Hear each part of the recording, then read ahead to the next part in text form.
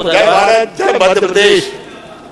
माननीय सभापति महोदय, दुख के साथ कहना पड़ रहा है, वर्ष 2023-24 के आय व्यय पत्रक पर सामान्य चर्चा हो रही है और इससे संबंधित बुकलेट मिला करती थी। पिछली बार भी मैंने इस बात को उठाई थी और अभी फिर मैं बोल रहा हूं कि हम कहां से ये आंकड़े जुटाएंगे, जहां से जो भी हमसे जो आंकड़े जो जुट पाए वो हमने जुटाए हैं, लेकिन पहले इसकी बुकलेट मिलती थी, अब बुकलेट नहीं मिली है।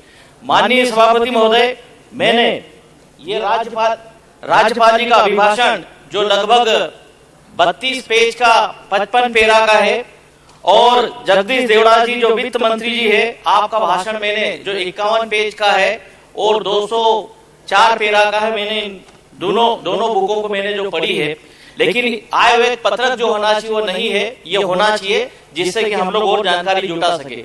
माननीय सभापति महोदय, माननीय वित्त मंत्री जी, मैं आपको कहना और बताना चाहता हूं कि आपने जो बजट जो पेश किया है, इस बजट से मध्य प्रदेश की जनता को गहरी निराशा हाथ लगी है। जिस दिन बजट आया उसी दिन एलपीजी गैस के दाम 50 रुपए बढ़ा दिए और एक तरफ सरकार का जो लेना बकाया जो बाकी है वो आप वसूल नहीं कर पा रहे हैं। माननीय सभापति महोदय, जो जीएसटी की प्रतिपूर्ति जो राशि है वो लगभग हजारों करोड़ रुपए की हमारी रुकी हुई है, उस राशि को ले नहीं पा रहे हैं और दूसरी तरफ जो है मध्य प्रदेश की जनता को आप कुछ अपने बजट से राहत दे नहीं पा रहे हो। मैं आपको बताना चाहता हूं माननीय अध्यक्ष महोदय, कुल विनियोग की जो राशि है वो 3,14,025 करोड़ रुपए की राशि है, लेकिन कर्ज जो मध्य प्रदेश की जनता के ऊपर जो थोप दिया है वो मैं उजागर करना चाहता हूं। 31 मार्च 2023 तक जो कर्ज जो हो जाएगा मध्य प्रदेश सरकार का, शिवराज सिंह जी का और वित्त मंत्री जी का, वो लगभग 3.31 लाख करोड़ का कर्ज हो जाएगा। हर एक व्यक्ति के हिस्से में आपका दिया हुआ जो कर्ज जो है वो लगभग 41,000 रुपए का कर्ज हो जाएगा। और माननीय सभापति महोदय, अभी आपने सालाना खर्च जो इसमें 12% जो बजट में जो जोड़ा है, ये पैसा आप कहां से जुटाओगे, ये धन आप कहां से जुटाओगे? लगभग 55,000 करोड़ रुपए होगा और वो 55,000 करोड़ भी आप कर्ज लेंगे।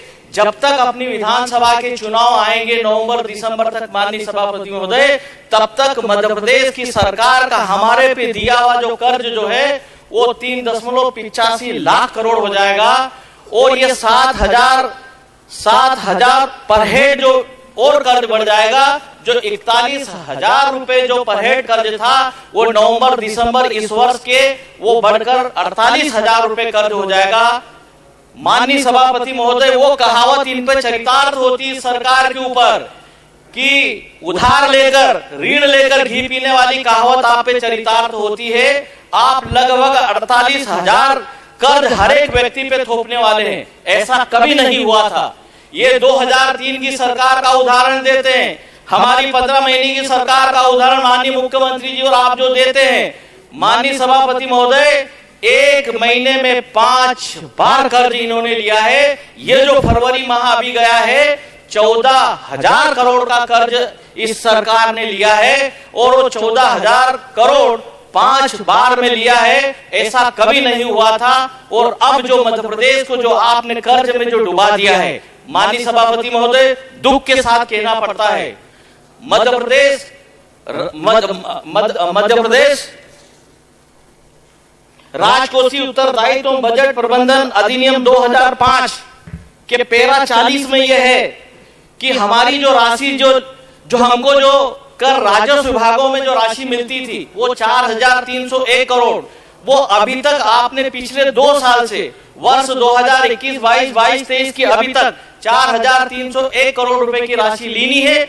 दूसरा माननीय सभापति महोदय, मैं आपके माध्यम से वित्त मंत्री जी की जानकारी में लाना चाहता हूं कि ये मेरा प्रश्न था, प्रश्न क्रमांक 243 1/3/2023 को, इसमें ये उत्तर आया है। मैंने पूछा था सरकार से कि जीएसटी की प्रतिपूर्ति राशि जो मध्य प्रदेश का हिस्सा है वो केंद्र से कितना लेना है, उसमें उत्तर में आपने जवाब दिया है 4,190 करोड़ रुपए लेना है। माननीय अध्यक्ष महोदय, ये आंकड़ा और वो आंकड़ा दोनों मिला के ये लगभग जो हो जाता है करीब 8,491 करोड़ रुपए, ये हमारा लेना बकाया है। और अगर ये हम ले लेते तो मध्य प्रदेश की जनता को राहत मिलती। दूसरा, आपको 5-5 बार एक महीने में कर्ज नहीं लेना पड़ता।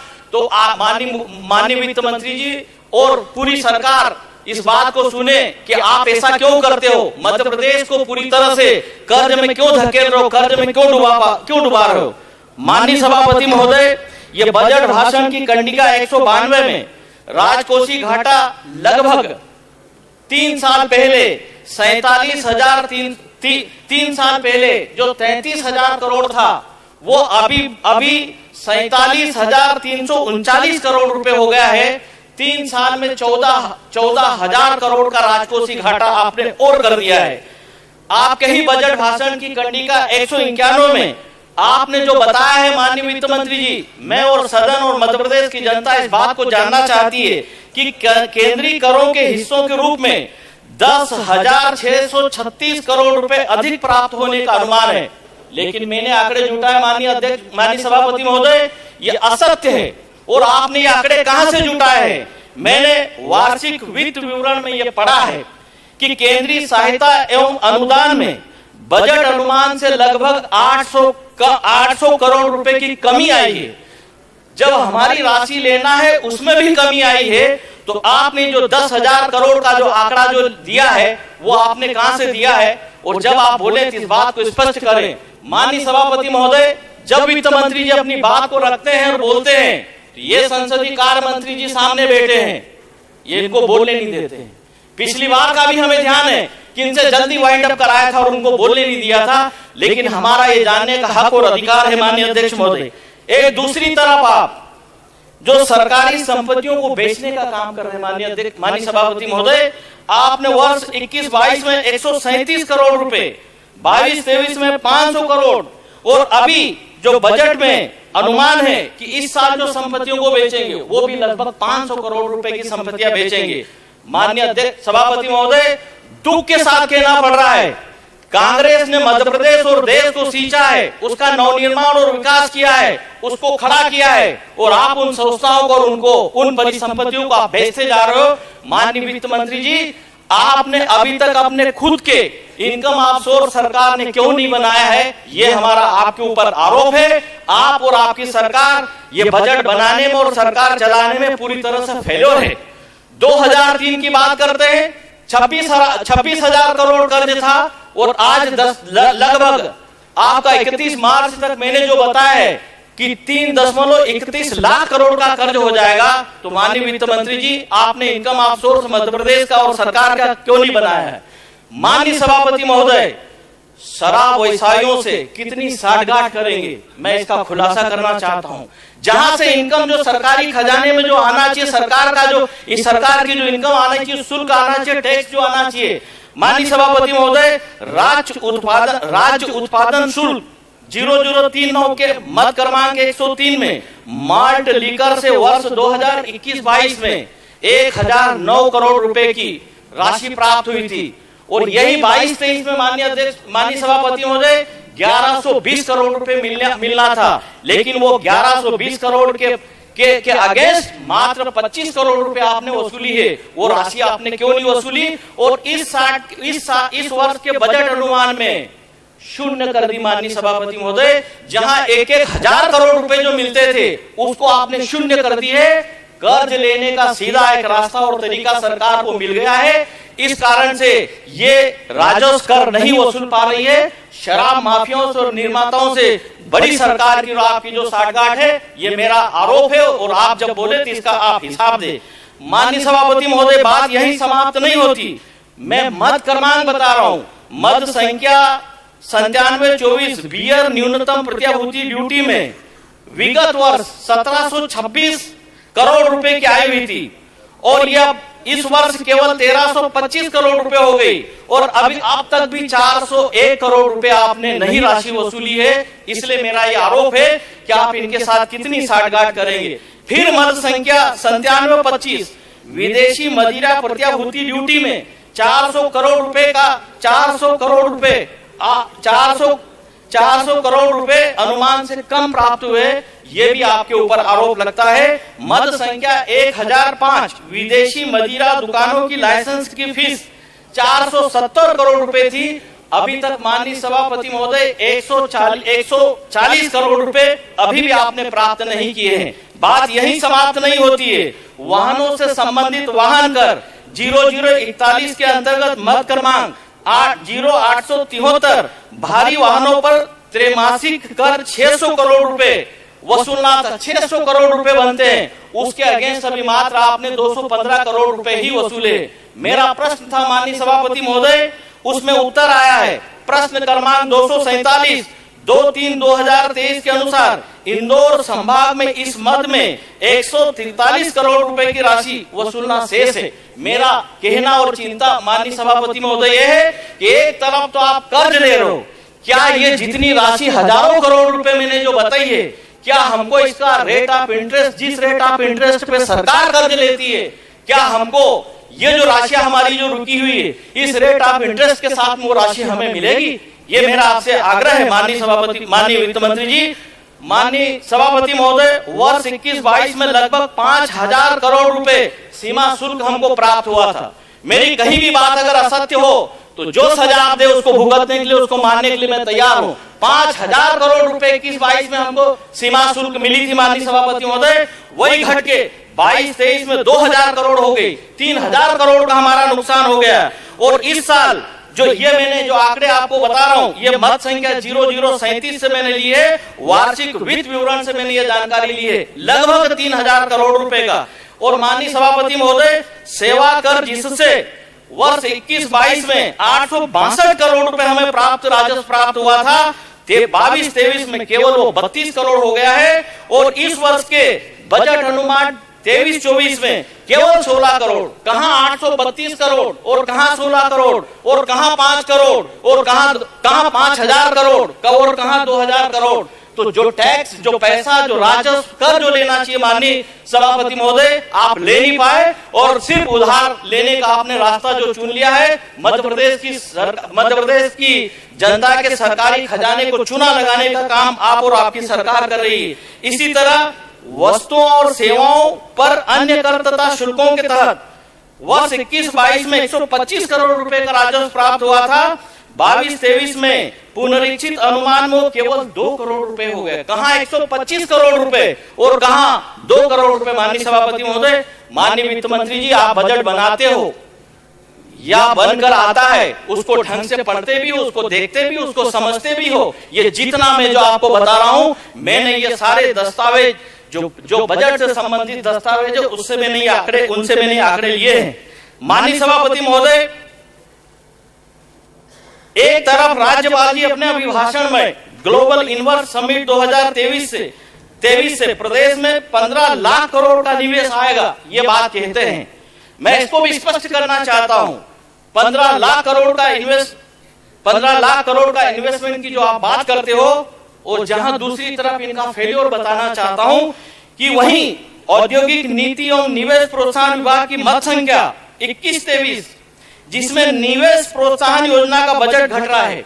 21-22 में 1587 करोड़ था, 22-23 में 1426 करोड़ हो गया, 23-24 में 1250 करोड़ रुपए हो गए। इस तरह से माननीय सभापति महोदय, 21-22 से लगाकर अभी तक 337 करोड़ रुपए का आपका निवेश, आपकी जो निवेश प्रोत्साहन विभाग की जो योजना है, 337 करोड़ रुपए का बजट आपका ये कम हो गया है। आपको अपने ही दावों पर विश्वास नहीं है तो किस तरह से यहाँ पर निवेश आएंगे और उसके बाद बड़े बड़े उद्योगों को लाने के लिए आप लाखों करोड़ों रुपए जो खर्च करते हो। माननीय वित्त मंत्री जी, ये भी आपका फेल्योर है। जनजाति कार्य विभाग के लिए माननीय सभापति महोदय, जो परिसंपत्तियों के लिए जो आपकी मत संख्या 9545 के तहत विभागीय परिसंपत्तियों के संधारण के लिए 203 करोड़ रुपए खर्च करते हो, लेकिन वहीं 9604 के आदिवासी युवाओं के रोजगार के लिए 60 करोड़ रुपए खर्च करते हैं। परिसंपत्तियों के संधारण के लिए 203 करोड़ और युवाओं को रोजगार के लिए मात्र 60 करोड़। वही माननीय सभापति महोदय, 300 ये जो आवास सहायता पर, जो एसटी के जो स्टूडेंट्स होते, आवास सहायता पर विगत वर्ष 307 करोड़ रुपए खर्च हुए थे, लेकिन इस बार जो है उसको 200 करोड़ रुपए कर दिए। जो विविध विकास से संबंधित संबंधित अनुच्छेद 275 एक्ट के पिछले वर्ष में 311 करोड़ रुपए आपने व्यय किए थे, लेकिन इस बार जो उसके लिए आपने मात्र जो है 150 करोड़ रुपए ही कर दिए। ऐसे एससी के छात्रों के लिए भी 49 करोड़ परिसंपत्तियों के संधारण के लिए, लेकिन उनको रोजगार देने से संबंधित केवल 40 करोड़ रुपए। ऐसे ही 177 करोड़ रुपए जो आवास सहायता के लिए एससी के स्टूडेंट्स के लिए, लेकिन उनको रोजगार इस साल जो है 103 करोड़ रुपए कर दिए। माननीय सभापति महोदय, विविध विकास के कार्यों के लिए भी पिछली बार 61 करोड़ रुपए थे और अब 30 करोड़ रुपए कर दिए। तो हर जगह एसटी एससी से संबंधित भी बजट को या जिन वर्गों के लिए, जिन क्षेत्रों के लिए आपने जो प्रोविजन किया था वो वहां वो खर्च नहीं हो रहा है। माननीय अध्यक्ष महोदय, बात यहीं समाप्त नहीं होती। स्कूल शिक्षा विभाग के अतिथि शिक्षकों के मानदेय के लिए विगत वर्ष 350 करोड़ रुपए आपने व्यय किए थे और इस साल केवल 66 करोड़ रुपए का प्रोविजन है। तो माननीय अध्यक्ष महोदय, ये हमारा इस सरकार के ऊपर जो सरकार जो फेल हो रही है उसका मैंने आपको तथ्यात्मक मैं दस्तावेज के जो मेरे पास जो रिकॉर्ड है वो मैंने आपको वो मैंने आपके सामने रखे हैं। माननीय सभापति महोदय, कई मदों में सरकार ने बजट को कम कर दिया, कट कर दिया, उसको काटा गया है। ऐसे युवाओं को रोजगार देने के लिए जो अनुदान दिया जाता था वो अनुदान भी बंद कर दिया गया है। कमलनाथ जी की सरकार ने 70% जो उद्योग आएंगे मध्य प्रदेश में, तो 70% जो मध्य प्रदेश के युवाओं को लगाने का सुनिश्चित किया था उसको भी सरकार ने बंद कर दिया। हमने जो लगभग माननीय सभापति महोदय, मेरा पॉइंट ऑफ ऑर्डर है, मेरा पॉइंट ऑफ ऑर्डर ये है, व्यवस्था का प्रश्न मेरा, संसदीय कार्य मंत्री भी बैठे हैं, बजट चालू हो गया है, बजट चालू, रूल क्या है, नियम क्या है, कौन से नियम के अंदर पॉइंट बिना व्यवस्था का प्रश्न, नियम क्या है, व्यवस्था का प्रश्न उठा रही हूँ, नहीं बता पाएंगी सभापति, व्यवस्था इनको मालूम नहीं है कि आप बैठे हो। माननीय अध्यक्ष महोदय, आप पेशेंट डॉक्टर आपके बता दे तो मान जाएंगे इनको। डॉक्टर ना माननीय अध्यक्ष महोदय, आप चीरफाड़ करो तो मैं आपको आसंदी ने जो पूछा उस सवाल का जवाब दे दो तो मान जाए, वहीं आके पैरों में छूंगा, वहीं आके आप सर्जरी करो तो मैं मान जाऊं, आप सर्जरी करो तो मैं मान जाऊं, राजनीतिक सर्जरी नहीं, वैसे वाली सर्जरी, डॉक्टरी। व्यवस्था का प्रश्न है माननीय सभापति महोदय, बजट चालू हो गया, चर्चा चालू हो गई, शासकीय प्रतिवेदन इस पे भी आ गया। शासकीय प्रतिवेदन जहां तक मेरी जानकारी है सिर्फ एक ही विभाग का रखा है, शासकीय प्रतिवेदन नहीं आया। अगर शासकीय प्रतिवेदन नहीं आया तो सम्मानित सदस्य क्या किस बात की चर्चा करेंगे? शासकीय प्रतिवेदन सभापति, ये अभी आम बजट पे चर्चा चल रही है, विभागों के प्रतिवेदन, विभागों की चर्चा ये कार्यसूची में आ गया ना। हाँ, मैं मान रहा हूँ कार्यसूची में आ गया। मैं सिर्फ इतना कह रहा था कि आज आम बजट पर चर्चा है। नहीं माननीय अध्यक्ष महोदय, पूरी बात बोल दूं मैं, पूरी बात बोल दूं मैं। आज आम बजट पर चर्चा है, जब विभागों की चर्चा होगी तब तक ये प्रतिवेदन सभी पहुंच जाएंगे। माननीय सभापति महोदय, माननीय सभापति, एक सेकंड पे ही चर्चा है। आज ही कार्यसूची जो आज की है इसमें विभागवार ये छपा है। अगर विभागवार छपा है तो प्रशासकीय प्रतिवेदन इसके पहले आना चाहिए। माननीय सभापति महोदय, मैं बोलूं, प्रशासकीय प्रतिवेदन आ चुके हैं और यदि कोई नहीं भी आया होगा, कोई स्पेशल अगर आपको जानकारी में होगा तो आप बता दीजिए, वो भी पहुंचा दिया जाएगा। जहां तक मेरी जानकारी में प्रतिवेदन आ चुके हैं। सभापति जी, केवल महिला बाल विकास के अलावा कोई प्रतिवेदन नहीं आए, आपको जानकारी अधिकारियों या विभाग असत्य दी गई है। मैं यही कहूंगी माननीय संसदीय कार्य मंत्री जी से कि प्रतिवेदन आप दिखवा लो नहीं अभी सामान्य बजट पे चर्चा के आप उसमें चर्चा के पहले आ जाएंगे। ठीक आ जाएगा। आपको करवाया है, जो नहीं पहुंचा वो पहुंच जाएगा। बाला बच्चन जी। माननीय सभापति जी, किसान कर्ज माफी के लिए सरकार ने कोई बजट में प्रोविजन नहीं किया है। मैं आपको सिर्फ इतना सा निवेदन कर रहा हूं, जो आज की कार्यसूची में छपे, जैसा मेरी बहन ने उल्लेख किया है, वो सारे वर्तमान समय में भी टेबल पे हैं।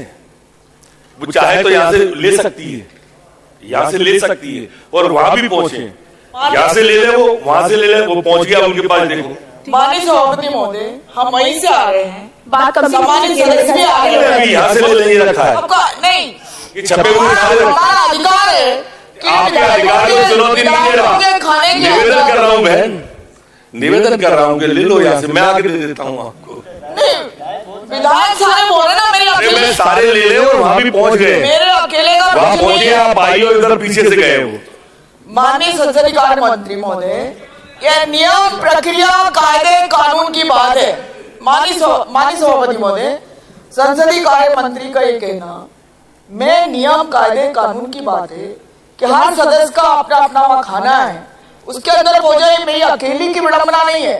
ये सभी सम्मानित सदस्य बोल रहे हैं कि हमको बोलना है तो हम किस आधार पर बोलें, सभी की बात। वाणी माला बच्चन जी। माननीय सभापति जी, कर्ज माफी का सरकार ने बजट में कोई उल्लेख नहीं किया है, कोई प्रोविजन नहीं किया है। कमलनाथ जी की सरकार ने, हम लोगों की सरकार ने लगभग मध्य प्रदेश में 27 लाख किसानों के 11,500 करोड़ कर्ज माफ किए थे, लेकिन इस सरकार ने कोई कर्ज माफी का प्रोविजन बजट में नहीं रखा है। बात यही समाप्त नहीं होती है। पेट्रोल, डीजल और एलपीजी गैस के बढ़े हुए दाम पूरे प्रदेश की जनता को संकट में डाल दिया है, और जिस दिन बजट आया उसी दिन 50 रुपए बढ़ा है, ऐसा जो कि मैंने स्टार्टिंग में बोला है। मैं आपसे, आपके माध्यम से सरकार से ये भी आग्रह करना चाहता हूं कि अभी जो खूब जबरदस्त ओला और वृष्टि प्रदेश में हुई है और खूब आंधी और तूफान से किसानों की फसलों का नुकसान हुआ है, मैं खुद भी अपनी राजपुर विधानसभा क्षेत्र के बड़वानी जिले के कई गांवों में घुमा था, कई खेतों में मैं गया था। हमारे इधर अभी रबी के समय में भी मक्का की खूब फसल बोई जाती है और मक्का का नुकसान हुआ है, गेहूं का नुकसान हुआ है, सब्जियों का नुकसान हुआ है, तो तत्काल सर्वे कराकर उनको मुआवजा दिया जाए। ये भी माननीय सरकार से मेरा आग्रह है। माननीय वित्त मंत्री जी से और संसदीय कार्य मंत्री जी यहाँ बैठे हैं, उनसे मेरा आग्रह है। माननीय सभापति जी, मेरा ये भी आग्रह है कि जिस तरह से निमाड़ में कपास खूब होता है, लगभग 10,000 रुपए पर 10,000 रुपए पर क्विंटल पे उसकी खरीदी होना चाहिए।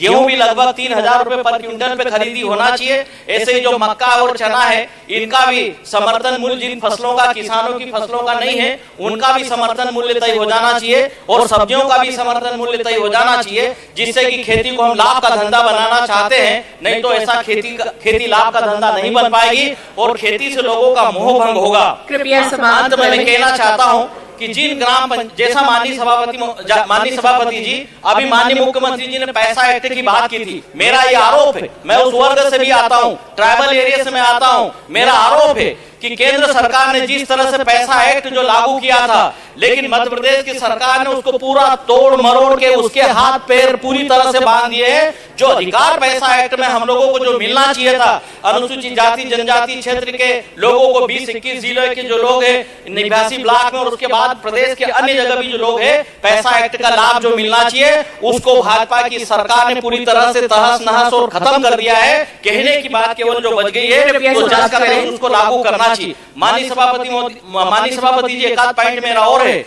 पुलिस कमिश्नर प्रणाली की जो बात करते थे, कल ही आपका जो जवाब आया है, माननीय गृह मंत्री जी का जो जवाब आया है, सबकी आंखें खुल गई है कि अपराधों की संख्या और बढ़ गई है। चाहे वो महिलाओं के साथ हो, लूट हो, डकैतिया हो, हत्या के प्रयास हो, उसमें और बहुत ज्यादा बढ़ोतरी हुई है। तो आदरणीय गोविंद सिंह जी ने जो नेता प्रतिपक्ष ने जो बात पुलिस कमिश्नर प्रणाली पे जो कही थी, उसमें मेरा भी मानना है कि आप इसमें कसावट करें, मध्य प्रदेश की जनता की हितों की रक्षा करें, उनकी जो हिफाजत करें, और बजट जिन क्षेत्रों में, जिन व्यक्तियों के लिए, जिस क्षेत्र में जिसके लिए जो बनाया गया है वहां खर्च हो। मैंने ये देखा है कि हमारे क्षेत्र में जो बजट केवल किताबों के आंकड़ों के माया जाल के रूप में जो होता है, आंकड़ों की एक बाजीगिरी होती है। लेकिन मैंने जो देखा है, प्रदेश का दूर दराज का जो एरिया है, ट्राइबल एरिया है, रिमोट एरिया है, इंटीरियर एरिया है, वहां पर उन वर्गों पर, उन क्षेत्रों पे वो नहीं खर्च होता है। इसलिए कृपया करके आप बजट को खर्च वहां करें। दूसरा, जो जितना मैंने आपकी संज्ञान में पॉइंट्स और बिंदु जो मध्य प्रदेश की जनता के लिए जो दिए हैं, अन्यथा आप तो उस बात के मालूम होंगे कि अगर कोई विधायक या कोई बात अगर रखते हैं तो आप अभी धीरे धीरे लोकतंत्र और संविधान और बनी बनाई संस्थाओं की तो हत्या आप लोग करने ही लगे। लेकिन जो विधायक, इस सदन का विधायक भी अगर अपनी कोई बात कहता है, मध्य प्रदेश की जनता की बात कहता है, अपने अपने विधानसभा क्षेत्र की बात अधिकार पूर्वक रखते हैं, तो आप उनको निलंबित भी करने लगे।